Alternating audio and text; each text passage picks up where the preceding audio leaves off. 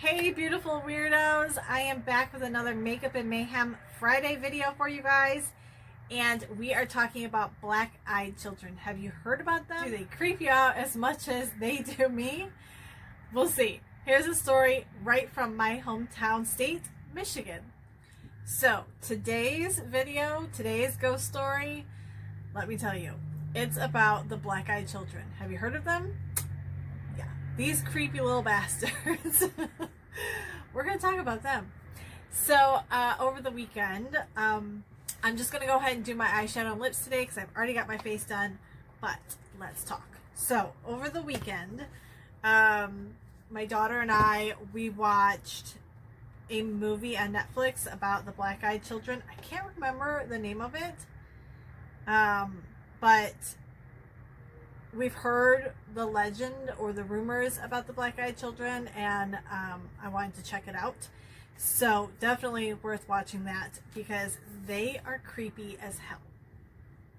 This is probably one little ghost story or legend I didn't need to know about. But after that, I did a little bit of research and I heard about a story right here in my hometown state, Michigan, about black-eyed children. They have been spotted, and there are a few stories about them, but this one I wanted to cover. It takes place up in the Sleeping Bear Dunes, which is pretty popular in the state of Michigan. A lot of people know it as a tourist site, and it's just a really great place to go visit. It's right by, you can hike up the Sleeping Bear Dunes and check out Lake Michigan from the top, and it's absolutely beautiful. My family and I did this, I think it was 2 years ago.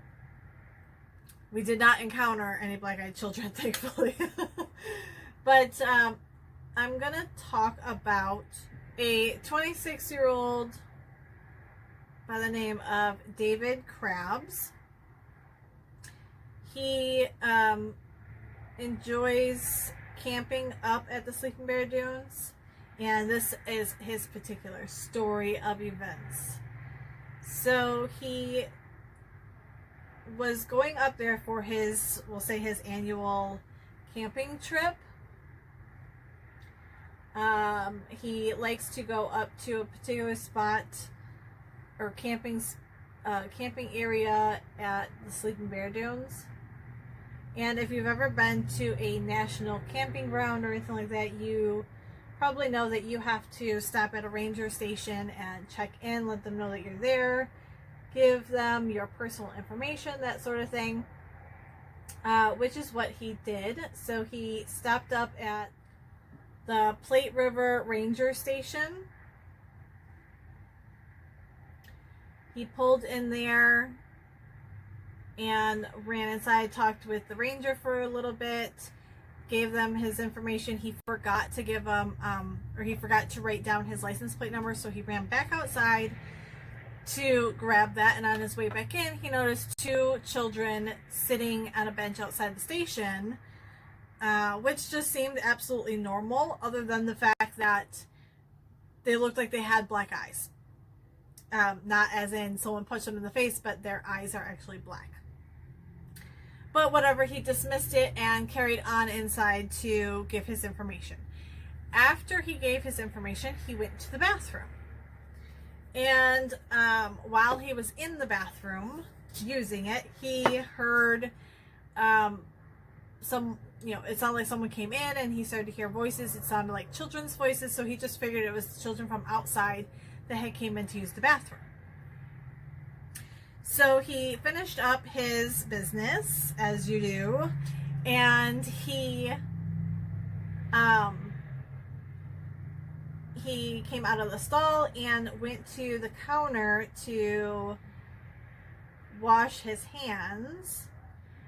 When he came out, he said, "It's all yours," to the kids. He remembers saying something, very casual like that to them as he walked to the sink to use it, but the children just stood there.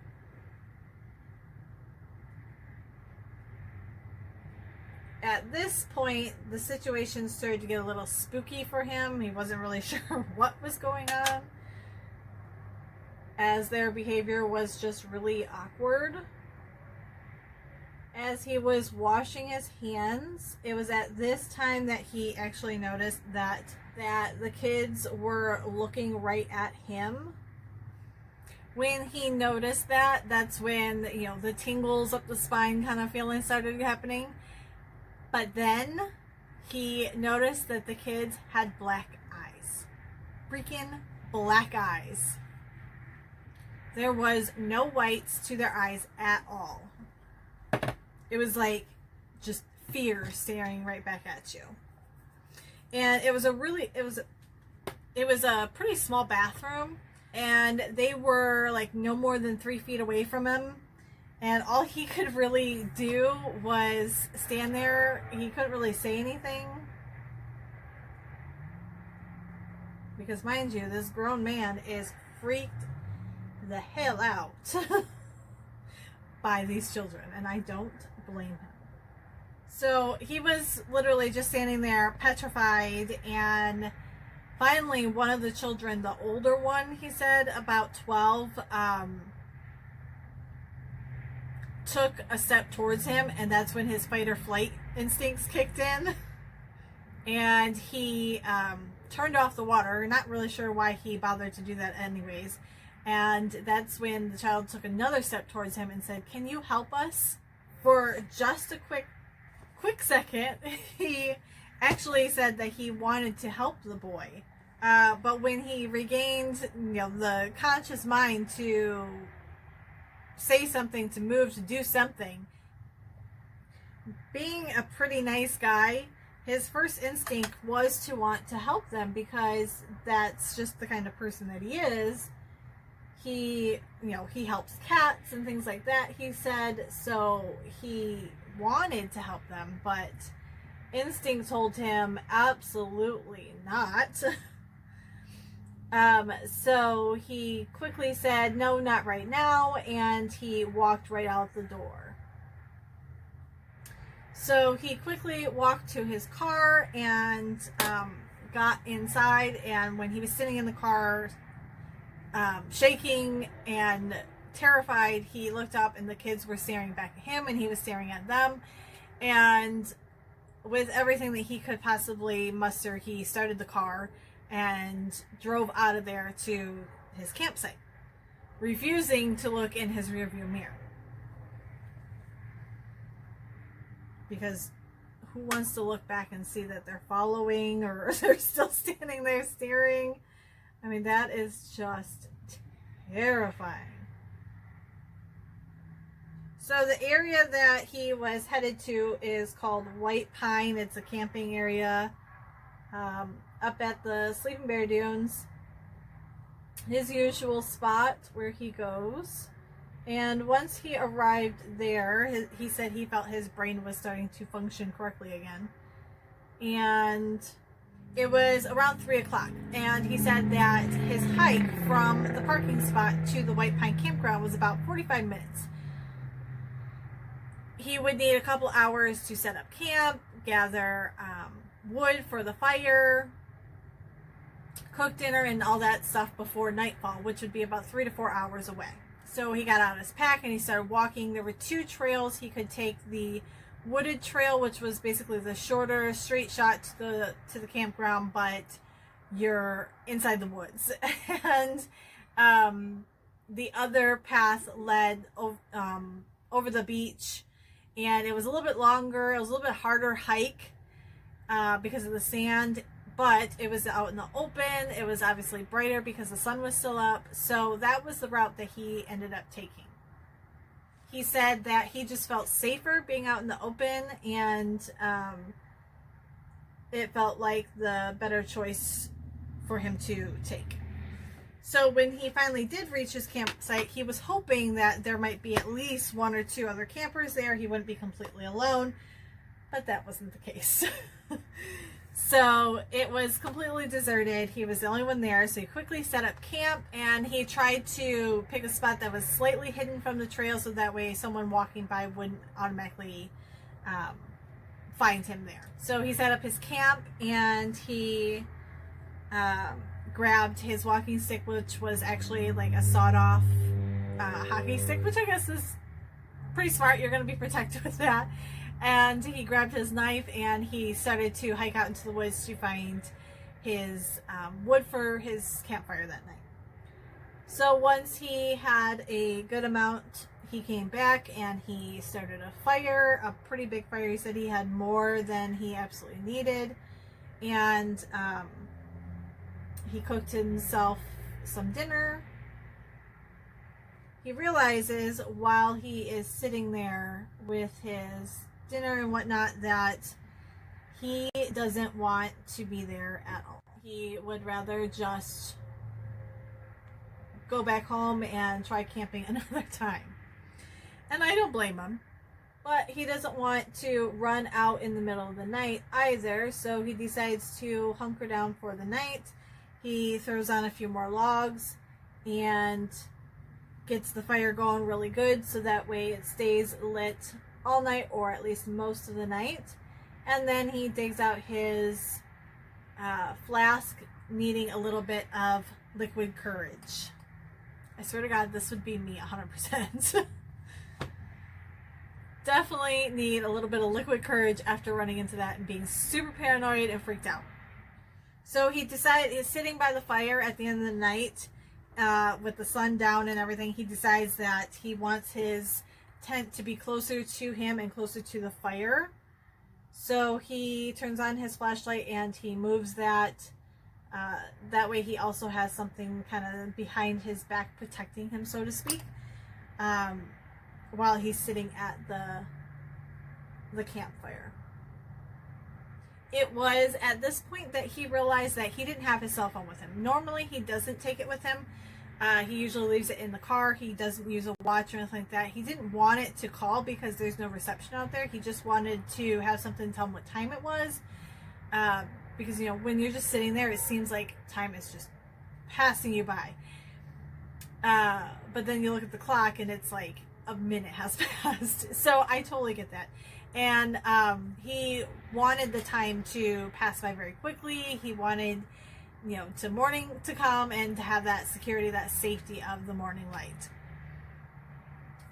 But that wasn't the case. So he finished his whiskey from his flask and he crawled inside of his tent, hoping to go to sleep and wake up in no time.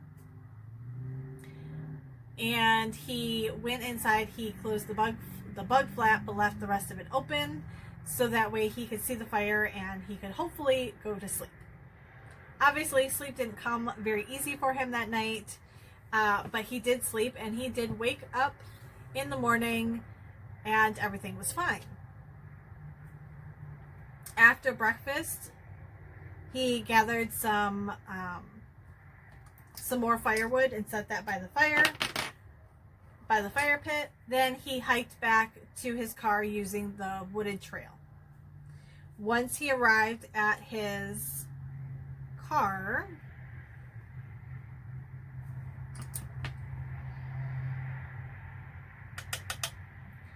he decided to do the dune climb, which is amazing because you get to the top and it ends about a mile and a half away from Lake Michigan, but the view is just outstanding.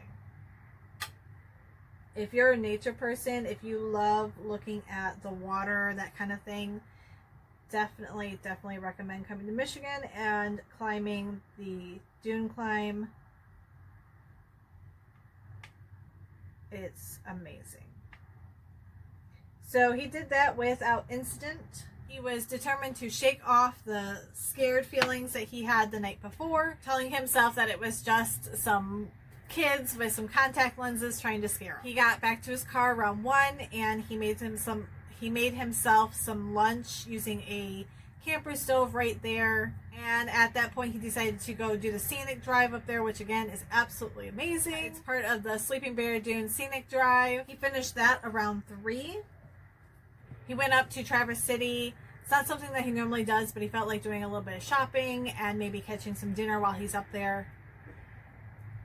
Treat himself out, that kind of thing. He got to the steakhouse around 4:30, figuring that he'd have a quick dinner, 45-minute drive and a walk, and an hour walk to get him back to his campground site around dusk. But that's not what happened. And he didn't get out of the restaurant until dusk. And at that point, it was raining. So he had to drive back in the rain, and he knew that he would be either stuck in the car during the rain until it let up enough for him to walk, or he was going to have to walk to his campground site in the rain and the wind and all of that. So when he got back, it was still raining, and he had to decide to either sit there or go. But he wasn't going to leave a couple $100 worth of gear at the campground site, so he decided to just gear up and walk back to the campground. So he gears up and he decides that he's going to take the beach path once again down to the campsite because that was the safer route. He didn't want to be walking through the woods at night and stumbling over things. He figured that if he hustled, he could make the campsite in about a half an hour. So he turns on his headlamp and he starts on his way. As he's heading down the beach, this is where things start to take a turn. Although, there were dangers of walking in the dark like that, that wasn't what concerned him. It was the creepy paranoia feeling that he was being watched that was really freaking him out. So every few steps or so, he was having to stop and check his surroundings and look to see if anybody was standing there watching him, that sort of thing. As he walked, that sensation got worse and worse. You know how it goes. Your mind starts to wander.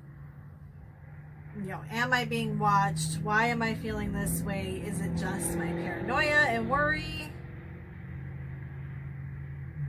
Or is something trying to warn me of something more sinister? It was hard to hear things over the water lapping, but he would stop and open his mouth slightly because you can actually hear a little bit better that way. And he still didn't really hear anything, but thought he could hear voices coming from like the tall grasses. He said he could have swore he heard them.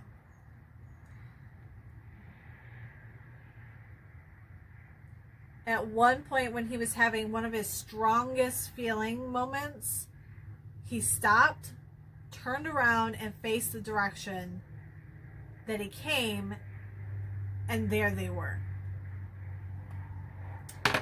The black-eyed children were back. The boy that had spoken to him earlier couldn't have been more than 5 feet away. And the other boy, who was the quieter one, stood just slightly behind him. The boys stood motionless,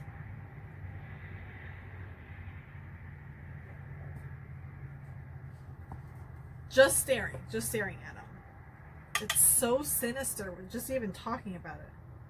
Like, why? So at this point, he said he didn't have the ability to put words together. He was just so terrified.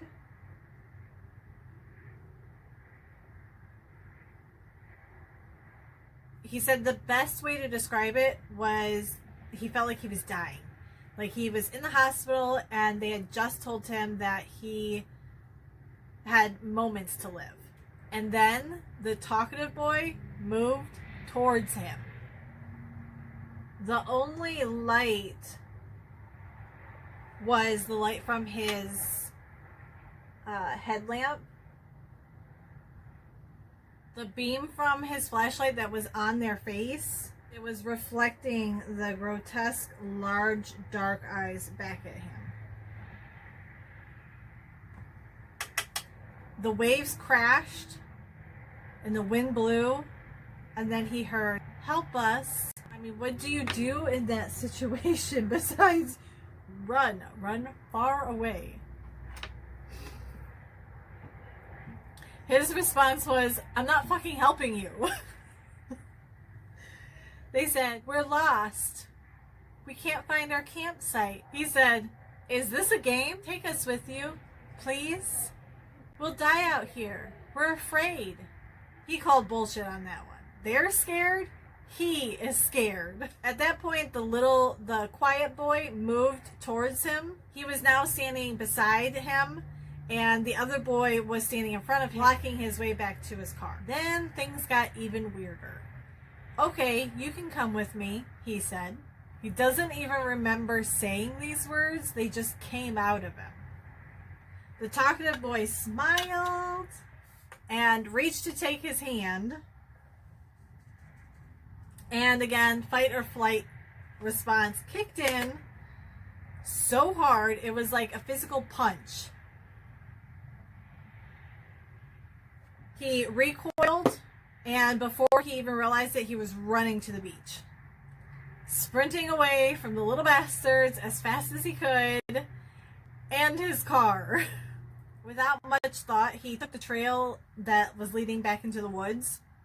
But then his senses kicked back in, and he jumped off the trail and hid in the woods, turned off his headlight and his headlamp, and laid down among the tall grass. So it felt like a couple of hours had went by and no kids. He was still laying in the tall grass, and he was starting to get very, very cold, chilled to the bone. He was, wet from the rain, and the cold was just creeping in, and he was starting to freeze. He was going to have to leave his concealment in order to either go to his car or go to his tent. Obviously, the car meant safety, it meant home, but it would also mean that he was going to have to walk 1.5 miles in the dark with God knows who, the black-eyed children, possibly waiting for him. But the tent meant warm, it meant shelter from the elements, but not much from the black-eyed children. It really was just an impossible decision to make. So the lesser of two evils, he felt, was the tent, so he started to make his way back to his campground.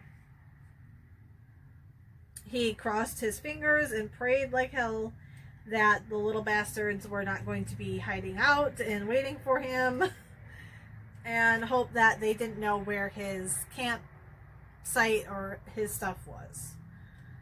He also hoped that while he had been out that day, that maybe another hiker had come in and pitched up a campsite near him. But when he arrived, there was no life at the campground. It was just him. So he made his way to the tent, and he unzipped it and immediately climbed inside. He thought briefly about making a fire, but didn't want to possibly attract the black-eyed children. He didn't want them to see that.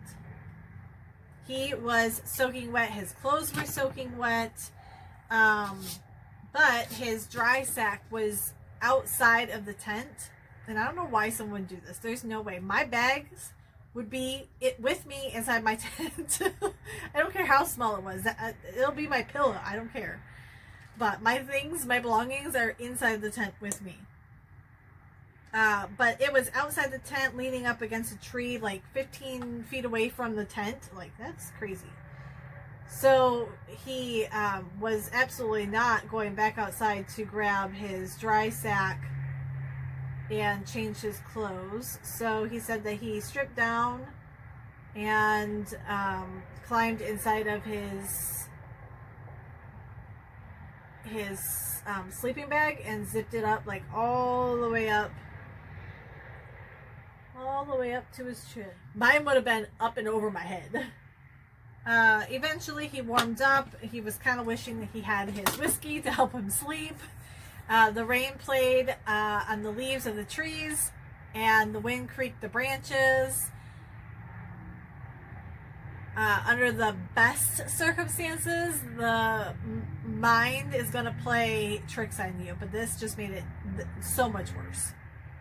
Eventually, the adrenaline faded, and he was just bone tired, and sleep just really wasn't coming that well. He knew that if he did fall asleep, he was likely just going to be awakened either by sounds or by nightmares, but he was going to try anyways. When he first awoke, he thought it was a nightmare that had woken him, but then he heard a voice, and he realized that he was still awake and he hadn't fallen asleep yet. It was still night, and the storm was still biting. And an unmistakable voice said, "Help us." He couldn't help it. It was a gut reaction. He screamed, and I don't blame him. I would have been screaming my head off like a teenage girl. He couldn't even pay attention to the demands that the children were making, saying, "Let us in, let us in." He pulled the string on his mummy bag and completely enveloped himself in it, which personally he should have did that first place, because that's what I would do. He just kept saying, "No, no, no, no, no, no, no, no. No, I am not listening to you. No, you are not coming in. It's just not happening." So he doesn't know when he fell asleep, but eventually he fell asleep just screaming, "No, no, no, no." And when he opened his eyes and seen that it was sunlight outside, he was so relieved. He slowly creeped to the opening of the tent and unzipped it. After a lot of courage and contemplating whether or not to actually do so, he opened it and looked outside and seen that there was no sign of the black-eyed children. He didn't know how, but he was alive, and that meant so much to him. Threw on some clothes and packed up his things and left the campsite and started to walk back to his car. He took the beach trail once again. It was all pretty much uneventful walk back to the car, except at one point he came across a duck with what seemed or appeared that its heart had been taken out, like torn out. It was really weird, but he took a picture of it just to kind of like take note of it, and kept on his way and got back to his car. He got in and he drove the hell home. Like, do not stop, do not collect $200. I'm going home. And I don't blame him. So that's pretty much all of his story. He said he has not gone camping in like 2 months. I mean, it's been probably longer because this is an older story. I think this happened back in 2014. He said that he didn't know if he would ever feel safe again and be able to go back there. And honestly, I mean, you really can't blame the guy. So, I mean, who knows? But I can say that these little bastards scare the crap out of me. If you've never seen the movie Let Me In, go watch it. Tell me what you think. Do you believe in the black-eyed children? Have there been sightings in your own state? I would love to know. I'd love to hear stories if you've seen them yourself. Absolutely tell me. So I hope you guys enjoyed this ghost story. I certainly enjoyed being back. I am so sorry I missed last week's makeup and mayhem video.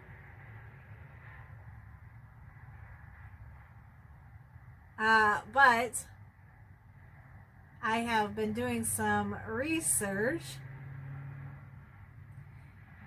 and I've got some stories lined up for us.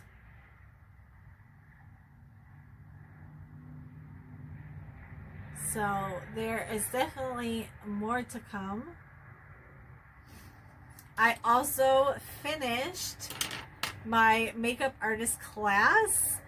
So I am a certified makeup artist and I'm super excited. I can't wait to get started working on more clients and really see where this goes.